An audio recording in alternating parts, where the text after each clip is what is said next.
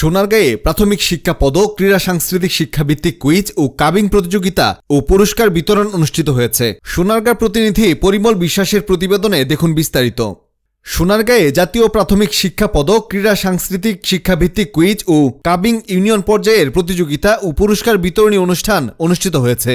6 ফেব্রুয়ারি বৃহস্পতিবার সকালে জামপুর ইউনিয়ন মালিপাড়া ব্রাহ্মণ বাউগা সরকারি প্রাথমিক বিদ্যালয়ের মাঠে সোনারগাঁ উপজেলা সহকারী প্রাথমিক শিক্ষা অফিসার মীর মাসুম এর সভাপতিত্বে প্রধান অতিথি হিসেবে উপস্থিত ছিলেন সোনারগাঁ উপজেলা বিএনপির 1 নং সহসভাপতি ও জামপুর ইউনিয়ন বিএনপির সভাপতি আল মুজাহিদ মল্লিক।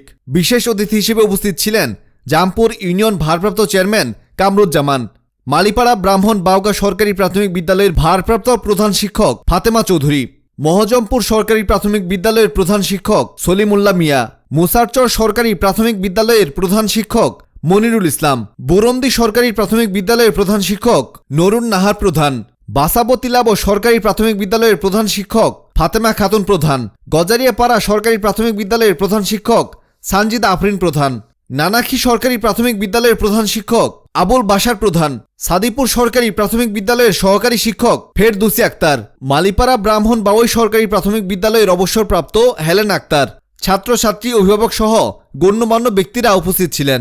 এই সময় আল মুজাহিদ মল্লিক বলেন, খেলাধুলা মানুষের মনের আনন্দ যোগায়, মাদক থেকে দূরে রাখে, লেখাপড়ার পাশাপাশি খেলাধুলা বাচ্চাদের শিক্ষায় মনোযোগী করে তোলে।